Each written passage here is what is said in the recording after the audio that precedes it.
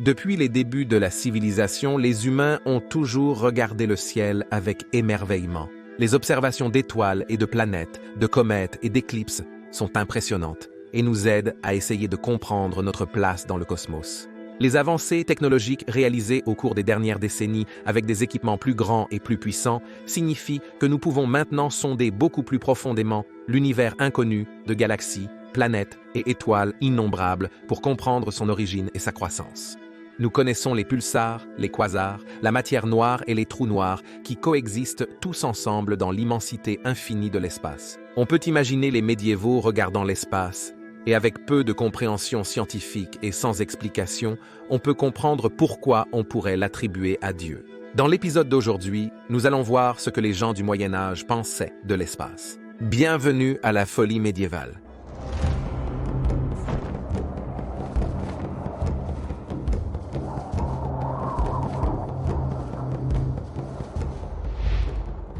La science de Dieu. La foi et la science étaient intimement liées pendant le Moyen Âge. Les sciences et les sciences humaines étaient toutes deux étudiées dans les universités. Il y avait 7 arts libéraux: la grammaire, la rhétorique, la musique, la géographie, la logique, l'arithmétique et l'astronomie, qui étant l'étude des planètes et d'autres phénomènes cosmologiques, étaient la base de l'astrologie. Ce dernier a tenté de relier tous les événements célestes avec les événements et les préoccupations humaines ici sur Terre. Au Moyen Âge, presque tout le monde croyait que ce qui se passait dans les étoiles affectait leur vie quotidienne. Bien sûr, pour les médiévaux, le monde et tout dans l'univers a été créé par Dieu. Et de cette façon, des miracles pouvaient et se produisaient. Mais les gens ne comptaient pas uniquement sur les miracles. En plus de leurs prières et visites aux églises et cathédrales, ils avaient également une certaine foi en la médecine et visitaient des guérisseurs. Ce n'était pas une chose de type l'un ou l'autre. La science et Dieu allaient ensemble parce que Dieu était responsable de tout dans la création. Une grande partie de ce qui motivait les médiévaux était l'idée de se rapprocher de Dieu, que ce soit en lisant les Saintes Écritures ou en regardant la nature et en voyant cela comme une preuve de son plan et de son existence. Astrolabe et quadrant. L'utilisation d'instruments astronomiques coûteux n'était accessible qu'à toute personne ayant une certaine forme d'apprentissage. Pour la mesure du temps, il y avait des cadrans solaires et pour les voyageurs, des cadrans de boussole et des navicules, qui mesuraient également la latitude. Les étudiants à l'université étaient formés à l'utilisation d'outils tels que les astrolabes et les cadrans pour suivre le ciel et prévoir la position des étoiles et des planètes. Les médecins étaient également formés à l'utilisation de ces instruments pour créer des horoscopes pour leurs patients. À partir du XIe siècle, avec la création des universités, le programme comprenait une meilleure appréciation de l'astronomie et de ses instruments. Bien sûr, l'utilisation de ces outils signifiait que leurs utilisations étaient élevées en statut comme étant savantes et créatives. Dans le 1391 par le poète et auteur Geoffrey Chaucer, le plus célèbre pour les contes de Canterbury, Chaucer donne un astrolabe à son fils de 10 ans alors qu'il est envoyé à l'université, décrivant en détail comment utiliser l'instrument.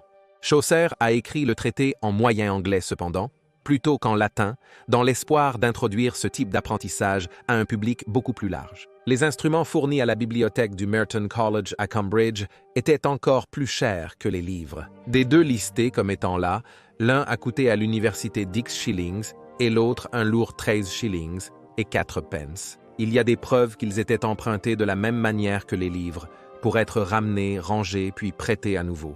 Il n'était même pas nécessaire que quelqu'un sorte et utilise un astrolabe. Les calculs pour la position du Soleil et des étoiles, et le lever et le coucher des planètes, pouvaient tous être effectués à l'intérieur. Ils avaient également l'avantage supplémentaire de pouvoir aider à l'étude de la géométrie ainsi que de l'astronomie. Le quadrant était utilisé pour mesurer les altitudes astronomiques, et il existait plusieurs types. Son invention signifiait que l'altitude du Soleil pouvait être mesurée sans avoir à le regarder directement. L'augmentation du statut d'un étudiant compétent signifiait qu'il pouvait également obtenir un emploi respectable. Les diplômés pouvaient continuer leur travail dans un monastère ou même trouver un mécène et travailler à la cour royale, devenant éventuellement un inventeur ou un astronome respecté. Au XIVe siècle, le Merton College était l'un des lieux les plus renommés pour la recherche astrologique en Europe de l'Ouest. L'enseignement se concentrait sur la réforme du calendrier, la médecine de la peste, les instruments astrologiques et la compréhension d'événements tels que les éclipses et les conjonctions. En plus des universités, les monastères étaient de grands lieux d'apprentissage sur l'univers.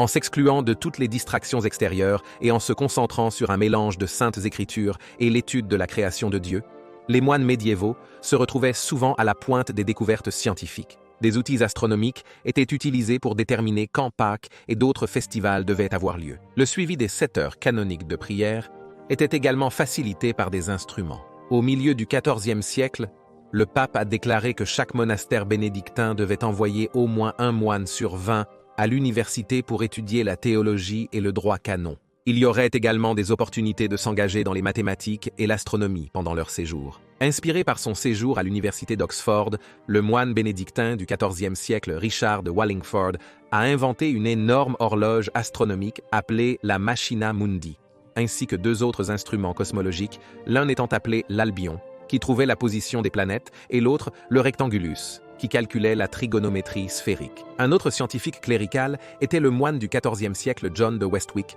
qui a écrit un manuel d'instruction pour un équatorium planétaire. C'était un instrument qui calculait les positions exactes de la Lune, du Soleil et de la planète, sans l'utilisation de procédures mathématiques compliquées.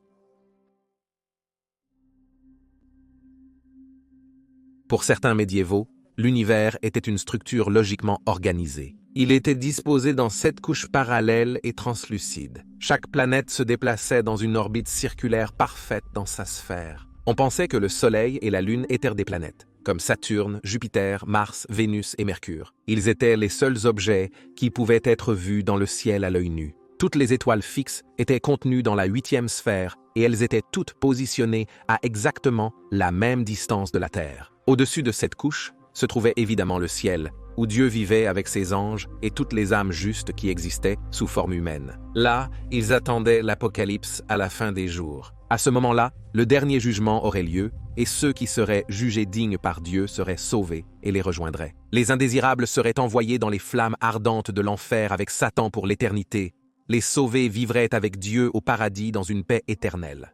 La plupart des érudits médiévaux suivaient les enseignements des philosophes grecs et romains tels qu'Archimède et Ératosthène, qui a réussi à calculer la circonférence de la Terre avec une grande précision. Reprenant leurs idées, les médiévaux les ont étudiées et affinées. Cela signifiait pour eux que la Terre était au centre de l'univers et que tout le reste tournait autour. L'ensemble du système était contrôlé par le premier moteur, ou la sphère la plus externe, qui était mise en mouvement par Dieu. Ces théories grecques ont été largement utilisées en Europe et au Moyen-Orient, jusqu'au XVIe siècle. L'idée que tout le monde au Moyen-Âge pensait que la Terre était plate est fausse. Même l'Église a soutenu le travail de philosophes comme Ératosthène. Donc ce n'était pas Colomb qui les a convaincus que la Terre était ronde. En fait, ils pensaient que la Terre était beaucoup plus petite que ce qu'Ératosthène avait calculé.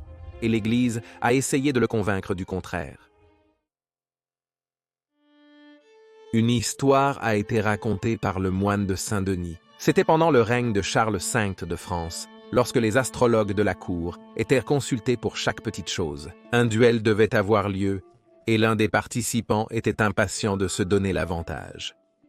Il lui a été conseillé de faire fabriquer son armure et ses armes à un moment précis, afin qu'elles bénéficient au mieux de l'influence planétaire. On a également dit aux duellistes de s'attendre à un temps particulièrement clément le jour du concours, et qu'il serait victorieux. Le moine était plus qu'un peu suffisant pour rapporter qu'il y avait en réalité une pluie torrentielle le jour du combat à l'épée, et le roi a pu empêcher le désaccord d'aller plus loin. Hermann de Carinthie, un traducteur important des œuvres astronomiques arabes du XIIe siècle, a écrit un livre appelé Liber Imbrium, qui était spécifiquement sur les précipitations. Au début, il dit « Car lorsque le soleil est dans l'hémisphère sud, et que Vénus est sous ses rayons, et que la lune est en application à lui, toutes ces choses présagent l'arrivée d'une pluie torrentielle le même jour et à la même heure exacte. » L'évêque et scientifique du XIIIe siècle, Robert Greathead, bien qu'il soit connu pour avoir joué un rôle dans le développement de la méthode scientifique, croyait également que la prédiction du temps était un processus simple en utilisant cette méthode. Il semblerait que cette forme de prévision météorologique était également très populaire, car les instruments d'astronomie n'étaient pas les seules choses à changer de main pour de grosses sommes d'argent. En 1403, un manuscrit astro-météorologique a été vendu pour l'équivalent de 520 litres d'orge, ce qui, à l'époque, était suffisant pour nourrir une famille de 4 personnes pendant un an. Maladie. Si les planètes affectaient si manifestement le temps, comme le croyaient les médiévaux, alors il leur semblait logique qu'elles pouvaient également affecter les gens et provoquer un déséquilibre des humeurs. conduisant à la maladie ou à une baisse de l'humeur. Seuls les médecins royaux pouvaient avoir accès à un astrolabe coûteux, donc le médecin de tous les jours était plutôt susceptible de consulter un almanach à la place. D'une longueur de 12 à 20 pages, ces petits livrets étaient assez courants à la fin du Moyen-Âge en Angleterre. Ils contenaient des calendriers d'éclipses lunaires et solaires, des tables lunaires et des dessins de récipients à urine, d'hommes veineux et d'hommes zodiacales. Le diagramme de l'homme veineux montrait l'emplacement, vous l'avez deviné, des veines et des artères du corps, tandis que les signes du zodiaque qui étaient censés avoir une influence sur une personne étaient étiquetés sur l'homme zodiacal. Chaque signe du zodiaque représentait une partie du corps, qu'elle soit à l'intérieur ou à l'extérieur.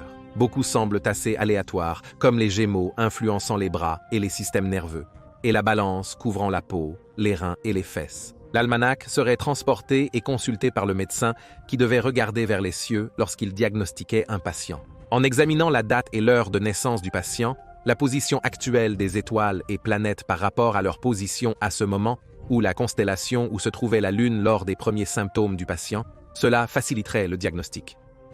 Les médecins devaient avoir un certain degré de connaissance en astrologie afin de soigner les malades. Au cours des XIVe et XVe siècles, elle est devenue une partie fondamentale de l'étude de la médecine dans les universités d'Italie. Il semblerait que, contrairement à l'opinion populaire, les médiévaux avaient soif de connaissances sur l'univers qui les entourait, mais même les hommes les plus savants de l'époque se trompaient complètement sur certaines choses. Merci d'avoir vu cet épisode de Folie médiévale. Veuillez vous abonner et laisser un commentaire ci-dessous si vous avez d'autres sujets que vous souhaitez que nous abordions. À la prochaine, et je vous verrai la semaine prochaine. Merci.